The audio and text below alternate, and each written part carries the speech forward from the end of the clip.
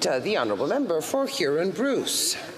Thanks, Madam Speaker. Thank you very much. And I'd like to echo the comments or the question that the member from Calgary just made about being in the riding. I wasn't in his riding, I was in my own riding. But I'd have to think in all the years I've been involved in politics, I have never had such an outpouring of negative commentary about the current state of events and with the current government. And I'm sure likely all 338 MPs, if they were in their riding last week, heard the same thing. This budget is called Fairness for Every Generation. And I would argue it's been many generations since life has felt this unfair, if you hear what I'm saying.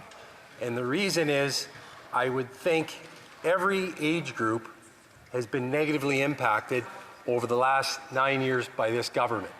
Seniors, seniors who were retired within the last 10 years, who had saved money, who had paid off their home, who figured their money would last them until they no longer needed it. That is now in peril. That is now, for the first time, a question mark. Will they have enough to retire? Maybe a place they're paying rent, if they'd sold their home and moved into an apartment or wherever they chose to live, was $1,200, $1,500 a month. In my area, for example, it's over $2,000 a month now. A number of different components of high government spending has negatively impacted seniors, families, whether it's a couple that are looking to have kids, whether it's a couple that has kids, whatever the kids' age are. Unbelievable skyrocketing costs. Whether you're driving your kids back and forth to hockey or baseball or soccer or whatever thing you're doing, it's monumental how much things cost now. And so high government spending, out of control deficits, out of control debt, increasing interest rates has led to probably the most unfair period of time, at least in my lifetime and likely beyond that. If you go back to 2015, former Prime Minister Stephen Harper, this is what he wrote about the Liberals back in 2015. What they'll do is permanent deficits, higher taxes, and more debt, as proposed by the Liberals and the NDP. They will wreck our economy, cost you money, and possibly your job. Now imagine that. He said that over 9 years ago. He predicted this over 9 years ago. He knew what the Prime Minister would do and his staff behind him that are pulling all the buttons. They were going to spend, and destroy 20 years worth of fiscal stewardship that would have led Canada to be amongst the elite in the world. That's what he said in 2015. Also, what he said in 2015 was in regards to the carbon tax. It's going to drive up the price of everything.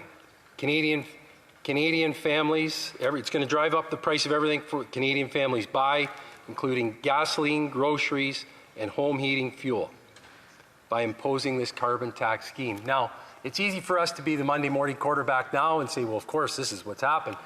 But this is what Stephen Harper said 9 years ago. He knew all this was going to happen. It was very obvious.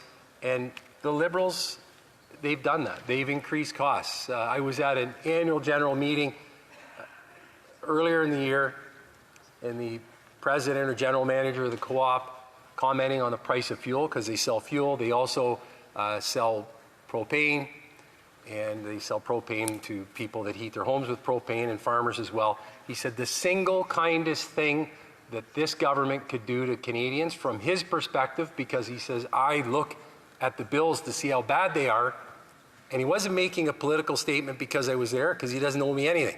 All he was saying was the biggest single kindest thing you could do to families in Huron-Bruce and across the country is to get rid of the carbon tax. It'd come right off it. But they continue to pile drive on Canadian families and price people right out of homes. In fact, Liberal members of Parliament are getting up and giving speeches about the fact that they're admitting constituents in their riding who would have been able to afford homes 15 years ago, they can't afford homes now. They're living in their basement. One Liberal member of Parliament said as much. I'd also like to go back in time to when Jim Flaherty was the finance minister. Probably amongst the best, if not the best finance minister of all time.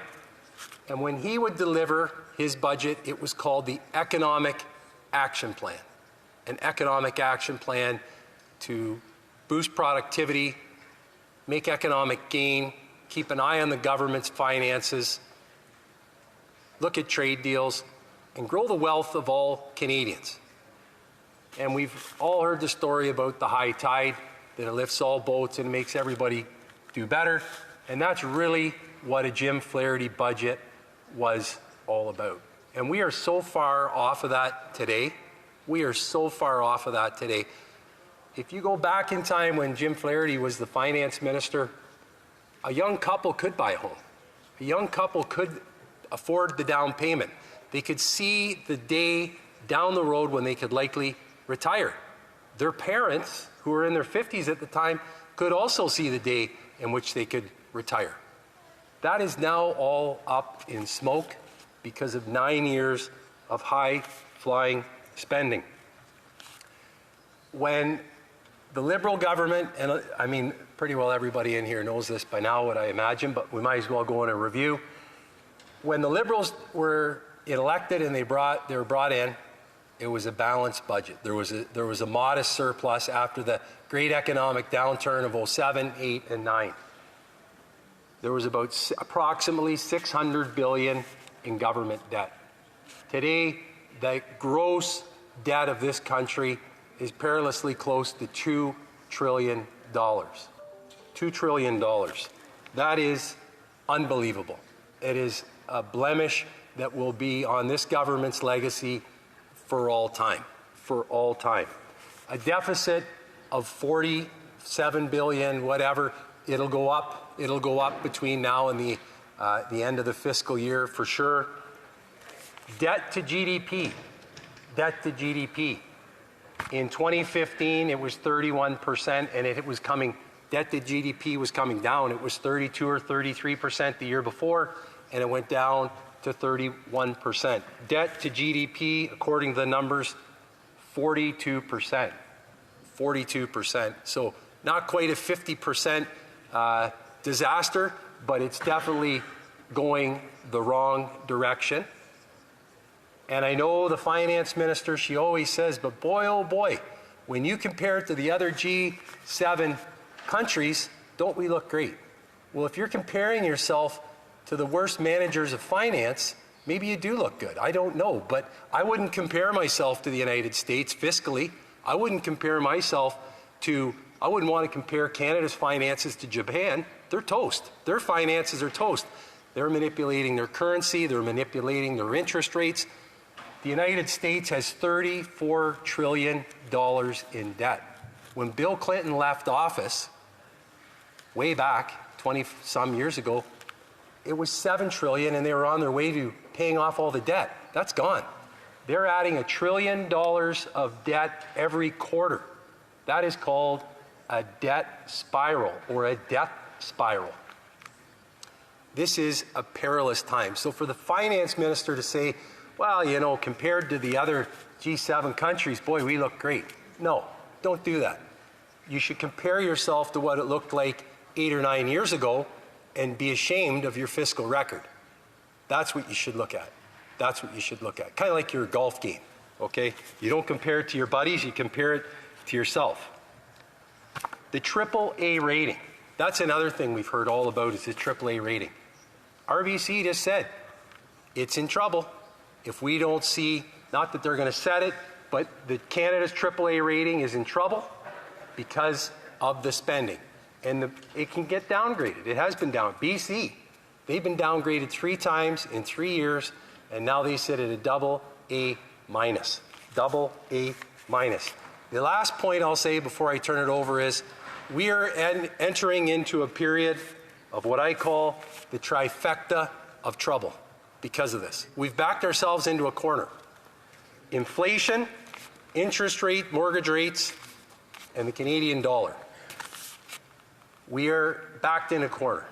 If we have to raise rates because inflation is a little sticky, then the interest rates are going up and you're going to further compress the housing problem and as well the Canadian dollar. Maybe in questions and answers we can look into that further.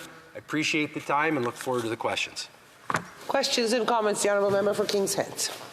Speaker, I'd like to thank the honourable member from Huron-Bruce for his remarks. I have a really specific question. He is the sponsor of a private member's bill, C-234, which is extremely important for Canadian farmers across the country, and I applaud him for bringing it forward. I voted for this here in the House and will be supporting the bill when it comes to a vote unamended. I know he and I would perhaps take a bit of a different view on how the government has approached the issue, but we hear a lot about C-234 in the House from the Conservatives asking the government whether or not they would support it. The government has been very clear they'll take a different approach, but the Conservatives have an opportunity to actually get relief for farmers by letting that vote come to the House and to happen. There is a parliamentary majority. The Bloc have signalled that they will support the Senate amendments. So can the honourable member tell us when we might expect C-234 to a vote, if he will let that happen, or if the member of Carleton will let him, so that we can get relief for our farmers, including in Kings Heads? Thank you, Madam Speaker. Member for Huron-Bruce. Thanks very much. And the member from Kings Heads and I have had some collegial discussions over the last couple of years. And what I would say is on a couple things, there was a unanimous consent motion to pass this bill at all stages. That was rejected by the Liberals, and I understand the old UC motion thing. But at the same time, this bill will be coming up for debate the end of May, and that'll be the true test. And we'll hear from the member from Kings Heads at that time on what he and his Liberal colleagues will do. But I also say the farmers will be in the fields in that period of time. And in my area, most of the corn will be planted, hopefully, and the soybeans will be starting to likely work their way in the south. And they're going to want to see some results. They're going to want to see what the Liberals are going to do on this bill. They're going to want to see what the Bloc Québécois do on this bill. And is it going to be amended, or is it going to be in its original form? And if you're truly for farmers, you will make this vote on the original bill, because farmers need the relief. Questions et commentaires. The honourable member for Abitibi-Témiscamingue.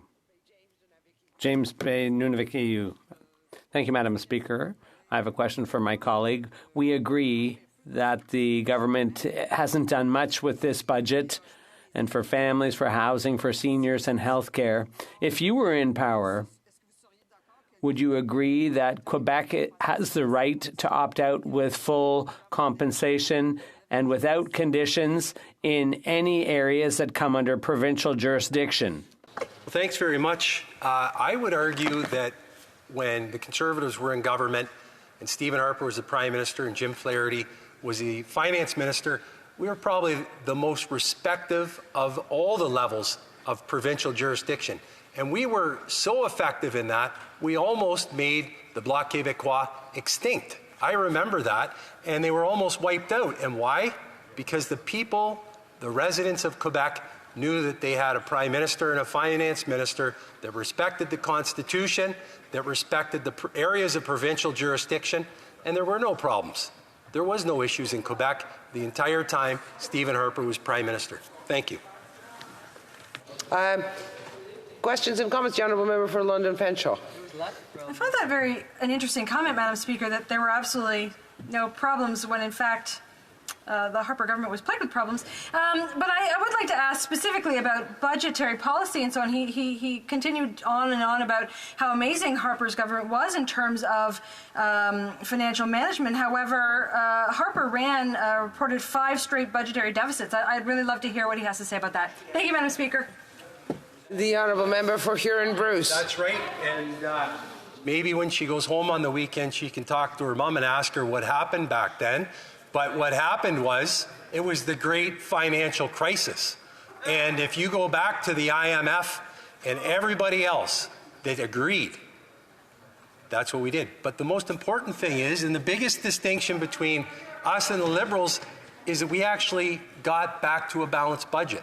We got back to a balanced budget, and the Liberals are in no man's land with the finances, and it will take a Conservative government led by our leader to get Canada back on track get the budget balanced, and get rid of all these carbon taxes. Thank you.